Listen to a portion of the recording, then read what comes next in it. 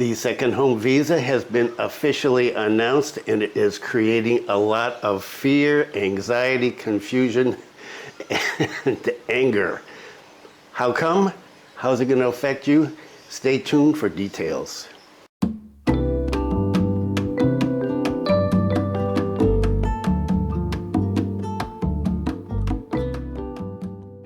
Welcome back to the latest news from Bali and Indonesia. This is October 28th, 2022, and my name is Bruce.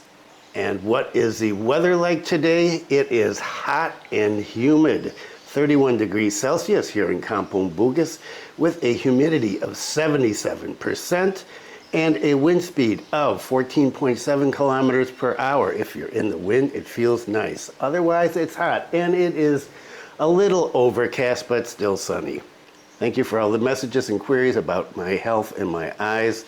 And at the end of this video, I will talk a little bit about BPJS, the Indonesian National Health Insurance. But my eyes have not been operated on yet, and so this is going to be short. I'm only going to talk about one thing today, and that is the second home visa, because I'm still having problems reading. COVID numbers, well, my old site is back publishing them again. Unfortunately, I can't read them because my eyes just are not functioning. And so hopefully by the time the next video comes out, I will be able to read them. But I did kind of see the Bali numbers still in double digits, and so that's a good sign. So what about the second home visa? Press release. Directorate General of Immigration officially launches second home visa rules. There is a circular out. Link is down below if you want to find it and read it yourself. There's a lot of information in this, and as I said at the start of the video, some of it is confusing, and that's going to have to be cleared up. And so we're going to go over the general points here. The policy for the new visa is circular number IMI 0740GR0101 of 2022 concerning the granting of visas and limited stay permits for second homes, and it was issued on Tuesday, 3 days ago. According to the Acting Director General of Immigration, he said, ahead of the implementation of the G20 summit today, we officially launched a second home visa.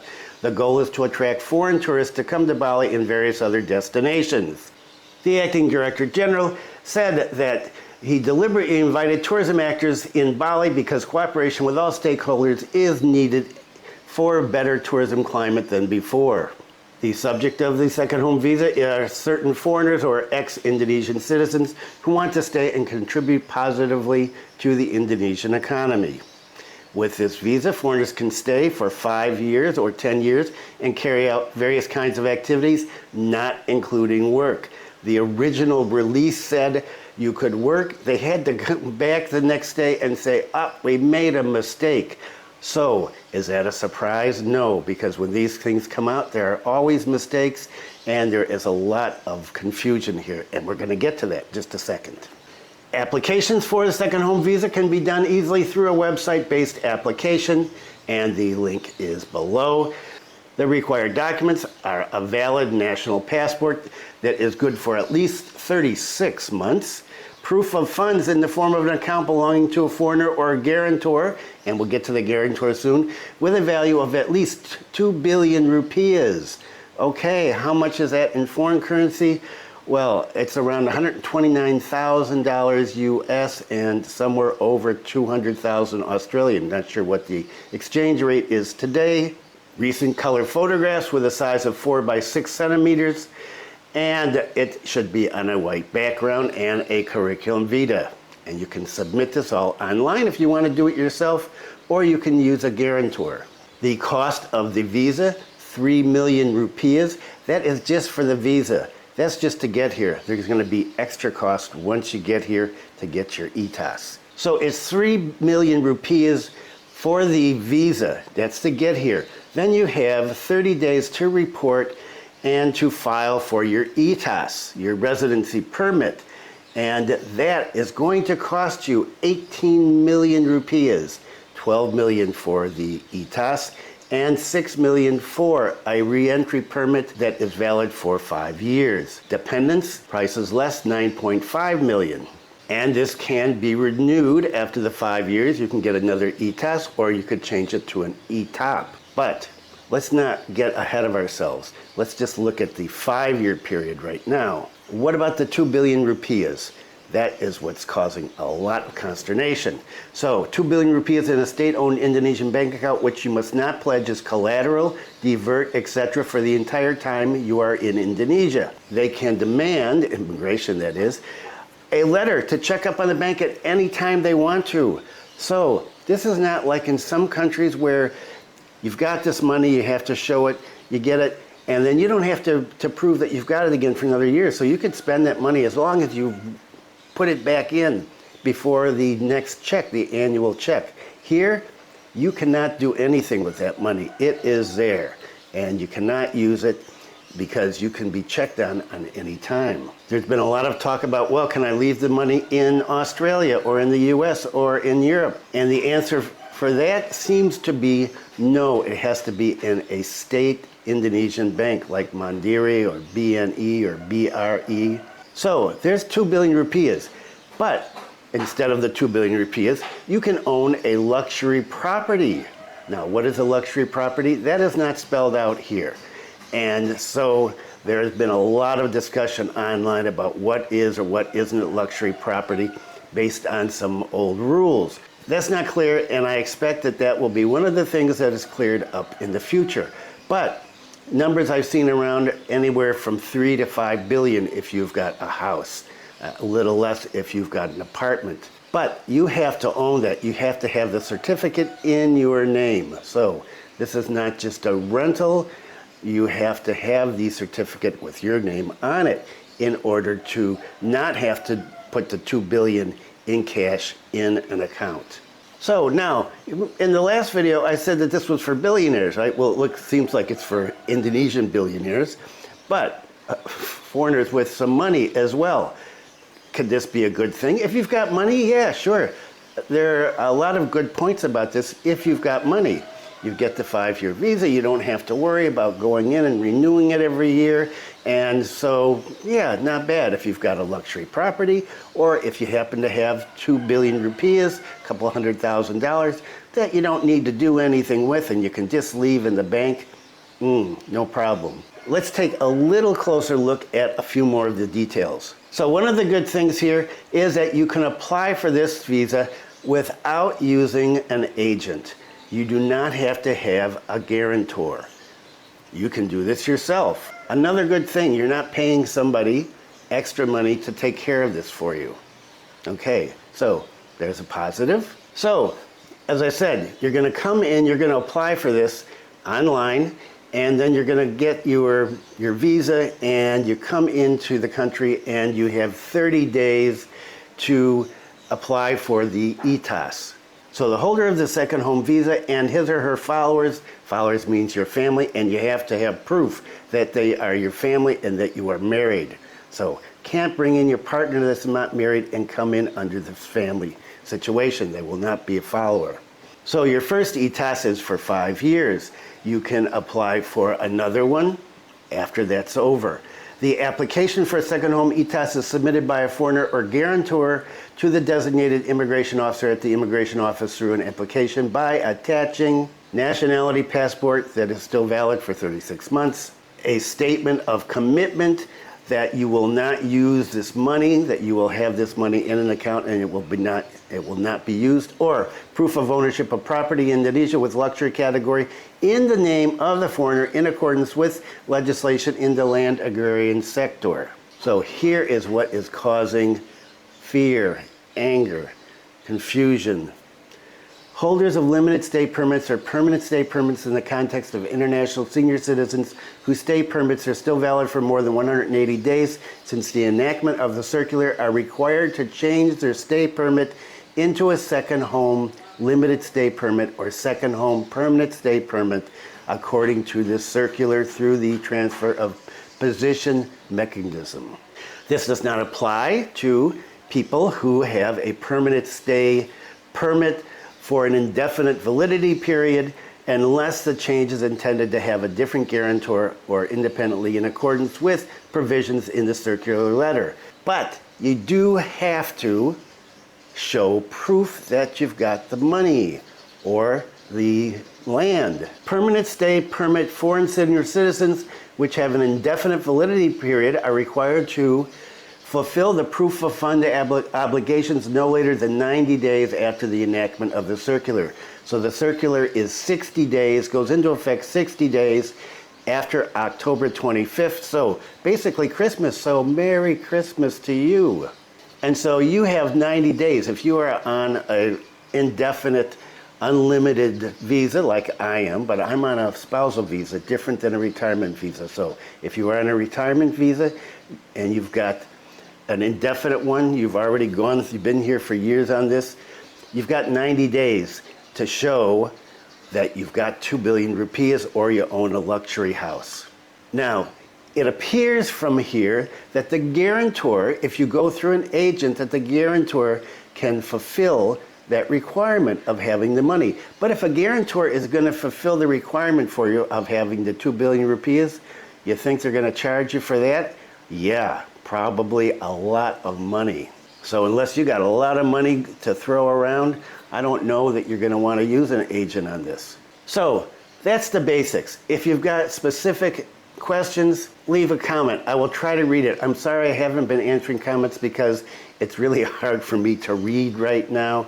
It takes a long time, and well, these old eyes, my lenses are getting grayer and grayer, it seems, by the day. Anyway, what is the problem with this?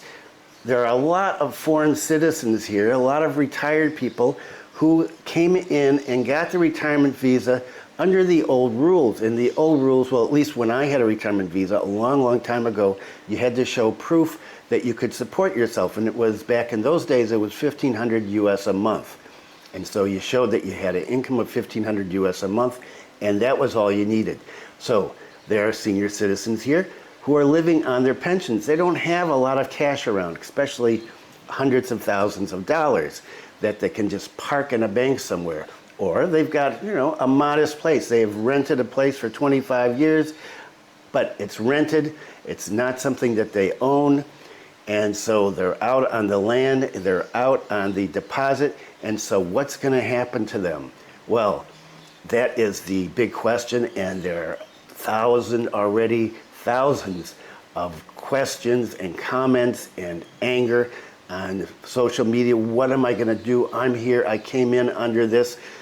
I planned my life based on this. I've got a house for 30 years that I've rented. I support people. I have people working for me, like is required for retirement visas.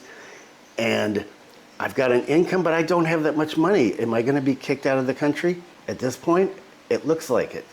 Not necessarily kicked out, but the retirement visa is being replaced by a second home visa. So you will not be able to use this. What will your options be?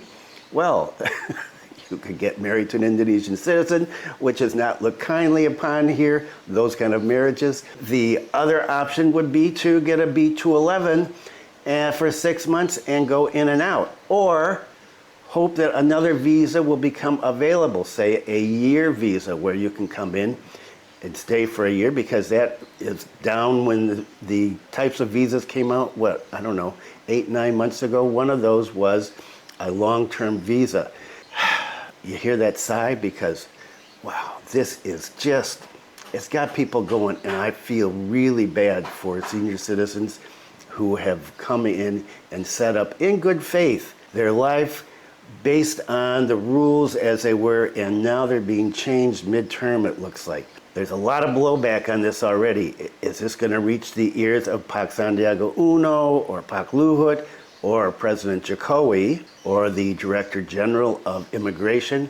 And will it make a difference? My opinion, and this is purely my opinion, okay? Make that purely my opinion. This was not done to penalize retired people. This was here, I think, without thinking about what the ramifications of this policy as it's written now are. I expect that in the next 2 months, before this is enacted, there will be changes to take care of those people on the pensions, the retirement visa, who don't have that option, don't have the money. don't have the land. That's my opinion. That's what I'm thinking, because otherwise you got a lot of people who are going to be leaving permanently or who are going to be doing visa runs. And well, people my age and older, do you really want to have to do a visa run? I expect there to be modifications and changes to this. So if you are on a pension, a retirement visa, and you're really upset, relax. Don't get your blood pressure too high. You know, in Indonesia, what we say, main things, sabar, patience. Sabar, patience. Breathe deep. This could be terrible for senior citizens, foreign senior citizens, and the people that work for them, and the housing market as well. Because if you get a lot of retired people taking off and leaving here, what's going to happen to that property? I would expect to see property prices go down as you get a lot of villas and houses suddenly empty. But let's not be all doomsday about this. What would I do personally if they decide to do this for the spousal visas? Well, you know, we have a nice house, but it's certainly not a luxury house, and nowhere near worth 3 billion rupiahs or 5 billion rupiahs. And I don't have an extra 150,000 or whatever to stick in a bank and have it do nothing. So I would have the option of doing a B211 as things exist right now, or moving to another country. Well, the Malaysia home thing, they had this for quite a while now. I haven't looked, but I heard that they have made that much more difficult for foreigners. You've got the situation with Thailand. You could get a retirement visa, but you have to have proof of money as well. I'm not sure how much it is anymore. There's the Philippines, which are a little more friendly at this point in terms of senior citizens. And so that's in Asia, low cost of living. I know some Americans who live there, and well, they say you can live quite well on 1,000 US a month. So just some random thoughts. So stay tuned. I will be following this up constantly. And an update on the eyes BPJS. So if you don't have BPJS, the National Health Insurance, this doesn't relate to you. If you do have BPJS and you've never used it, this is what happened. So I got the app. I went on the app. I was given a doctor. I made an appointment with the doctor online. I went to see him. Took 5 minutes. He said, "What's wrong?" I said, "I've got cataracts." He looked at my eyes. He said, "Yep, you do. You need an operation. Where do you want to go?" I told him the name of the hospital. He wrote out a referral letter to me. After that, you have, I think it's about 5 months, 6 months to use that. So then I tried to make an appointment online to see a doctor at the hospital, but I couldn't use the app because there's some glitch with our address, and so I had to go and make one in person. Easy enough. We went there. We showed them the cards. They wanted to see my health insurance card. They wanted to see my key top, and they wanted to see my KTP. And I showed them all those and the referral letter. They took that, made an appointment with the doctor. I came back the next day, hung around and waited. A lot of people here in Singaraja, not a lot of doctors doing cataract surgery apparently. A lot of people waiting. We waited about an hour. I went in, they took a look, examined my eyes, did a bunch of stuff, looked to see about the size of the lens and all that stuff. And they said, "Okay, go, you want an operation?" I said, "Yes, I do." "Go get a blood test." They sent me over, I got a blood test, came back, gave them that. They gave me another letter and said, "We will contact you when it's possible to do the surgery. So stand by." And so that is what I'm doing, standing by, waiting to find out when I'm going to have the surgery. Hopefully soon, because, well, my eyes are not getting any better. And that is it for today. I will be back again on Monday. These are probably going to be shorter. How many times have I said that over the years? But it's harder for me to read, so it's more incentive for me to keep these things shorter. I appreciate everybody that has stuck with the channel while I've been off waiting for surgery. Thanks for viewing. Stay safe. Be kind to someone today, and I will see you on Monday.